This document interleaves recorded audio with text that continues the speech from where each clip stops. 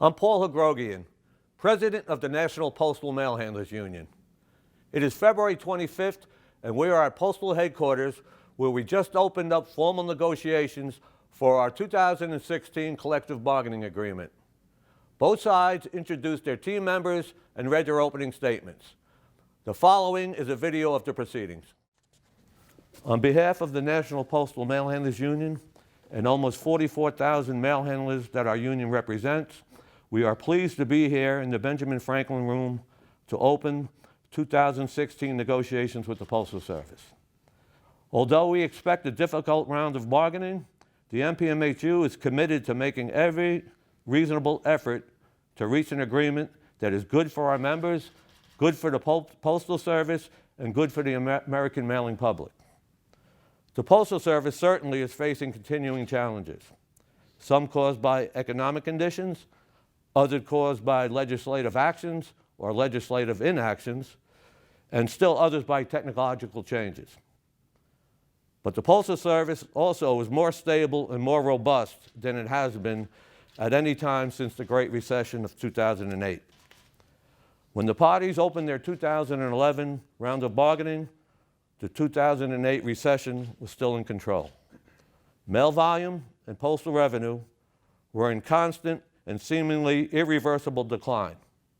Today, that recession is part of history. Economic growth has returned to the American economy.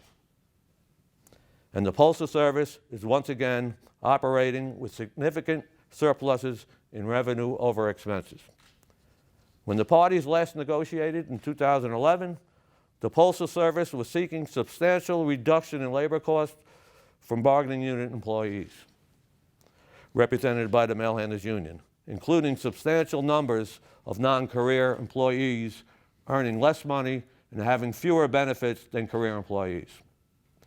Some of these proposals actually were awarded to the Postal Service through the 2013 Fish-Gold Arbitration Award. Based on these fundamental changes in our workforce, the Postal Service has reduced its overall labor costs for mail handling activities, and many of those reductions, including a revised wage scale for future career employees, are scheduled to continue into the future. The Postal Service also continues to downsize its complement of mail handlers, with the current number more than 6% fewer than in 2011. The return of normal growth in the American economy and operational surpluses to the Postal Service should mean a return to more normalized collective bargaining. And the Mail Handlers Union remains deeply committed to the negotiating process. Certainly, the NPMHU will continue to work with the Postal Service so that Congress enacts postal reform legislation to obtain relief from mandatory payments into the Retiree Health Benefit Fund, to allow for a more rational investment of the monies already in the fund, to integrate the Postal Service health care system into Medicare, and to expand the mailing and other services that the Postal Service offers to the American public, and to stop unwise closings and consolidations of mail processing facilities. But it is at the bargaining table where most issues belong.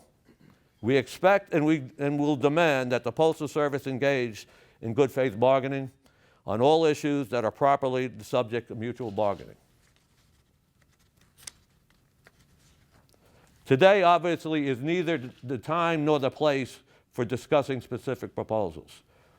Not only are formal negotiations just beginning, but the Mail Handlers Union does not believe it is productive to negotiate in public, in the newspapers, or in the halls of Congress. Nonetheless, the goals of the National Postal Mail Handlers Union in this year's round of bargaining can be stated simply. We seek a negotiated agreement that protects our jobs and improves our standard of living. We seek a negotiated contract that improves the status of mail handler assistants, who are our newest members and the Postal Service's future career employees.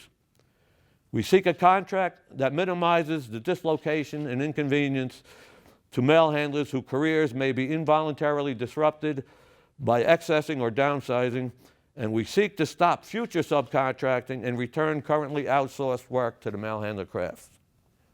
In short, we seek practical solutions to the problems faced by mail handlers, so that working together, we can ensure that the Postal Service and all of its mail handler employees can continue to provide the American public with the service that they have come to expect.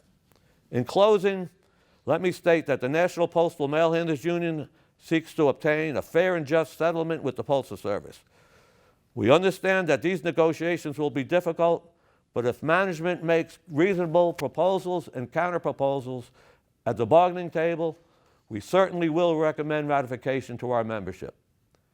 We also hope for and expect the same attitude from postal management, that reasonable proposals from the union will be met with acceptance. If both parties are able to adopt this approach to bargaining, I am optimistic that we will be able to reach a negotiated settlement. Thank you very much.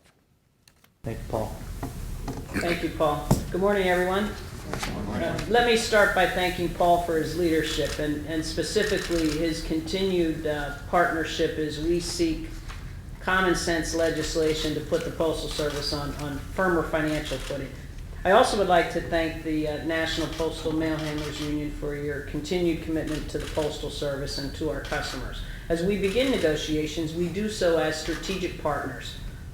Our collective goal is to negotiate a contract that strengthens the Postal Service, enhances our ability to serve our customers, and is fair to our employees. Everyone here today is aware of the enormous challenges facing the Postal Service.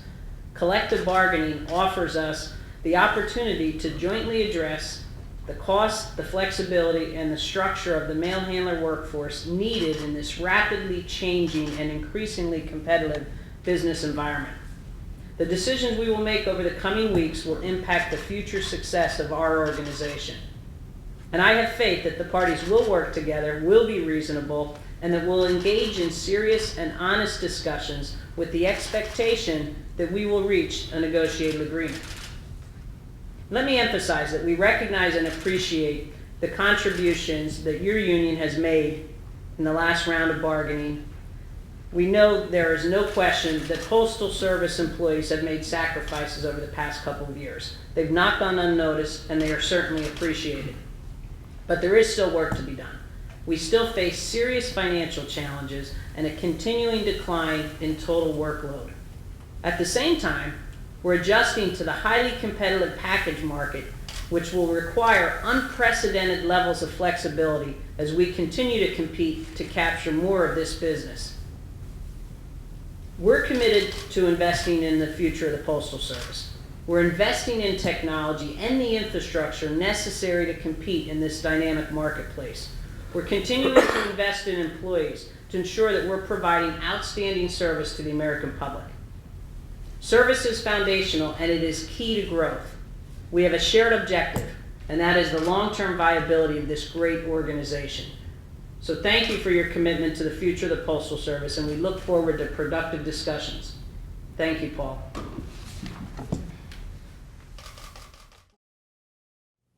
We realize times are tough. We also realize the Postal Service is experiencing economic difficulties. Your negotiating team is up to the challenge. Over the next 3 months, we will work tirelessly to achieve a contract that is fair and just. We ask that you support us and work with us to achieve that goal. Thank you.